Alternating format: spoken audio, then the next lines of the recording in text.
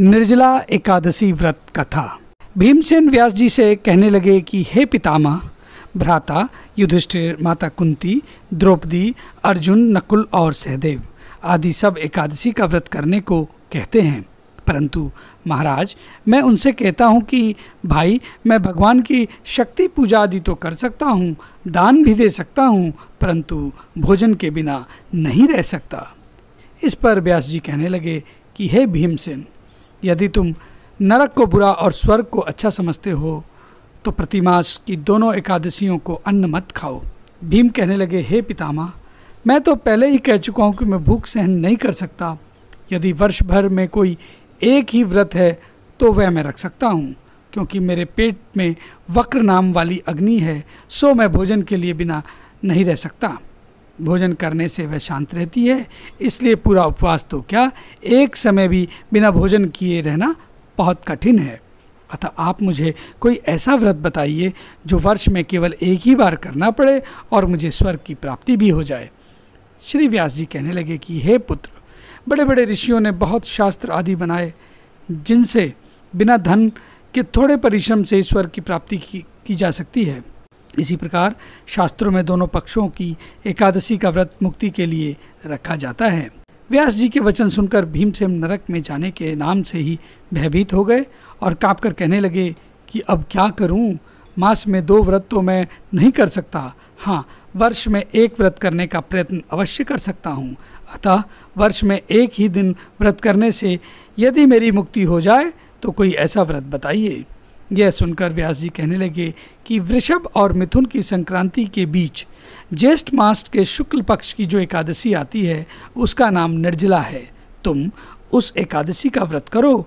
इस एकादशी के व्रत में स्नान और आचमन के सिवा जल वर्जित है। आचमन में 6 मासे से अधिक जल नहीं होना चाहिए, अन्यथा यह मद्यपान के सदृश हो जाता है।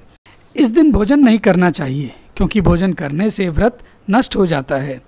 यदि एकादशी को सूर्योदय से लेकर द्वादशी के सूर्योदय तक जल ग्रहण ना करें तो उसे सारी एकादशियों के व्रत का फल प्राप्त होता है।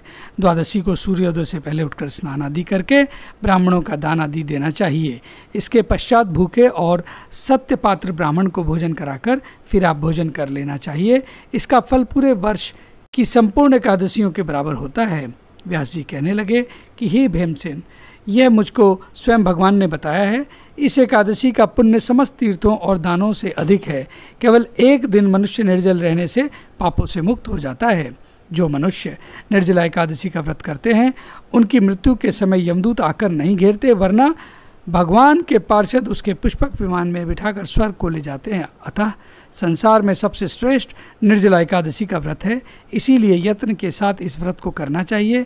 इस दिन ओम नमो भगवते वासुदेवाय मंत्र का उच्चारण करना चाहिए और गौदान करना चाहिए। इस प्रकार व्यास जी की आज्ञा अनुसार भीमसेन ने इस व्रत को किया। इसलिए इस एकादशी को भीमसेनी या पांडव एकादशी भी कहते हैं। निर्जला व्रत करने से पूर्व भगवान से प्रार्थना करें कि हे भगवान, मैं आज निर्जला व्रत करता हूँ, दूसरे दिन भोजन करूँगा।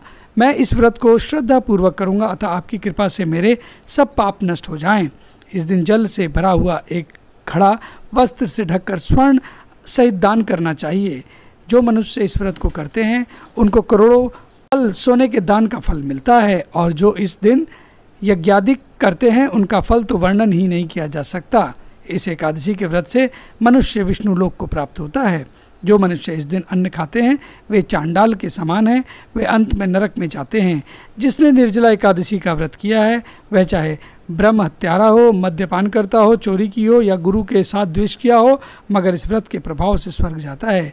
हे कुंती पुत्र, जो पुरुष या स्त्री श्रद्धापूर्वक इस व्रत को करते हैं उन्हें अग्रलिखित कर्मों करने चाहिए। प्रथम भगवान का पूजा, फिर गोदान, ब्राह्मणों को मिष्ठान व दक्षिणा देनी चाहिए तथा जल से भरे कलश का दान अवश्य करना चाहिए। निर्जला के दिन अन्न, वस्त्र, उपहान यानी जूती आदि का दान करना भी उचित होता है और करना चाहिए। जो मनुष्य भक्तिपूर्वक इस कथा को पढ़ते या सुनते हैं उन्हें निश्चय ही स्वर्ग की प्राप्ति होती है। एक बार प्रेम से बोलिए श्री विष्णु भगवान जी की जय।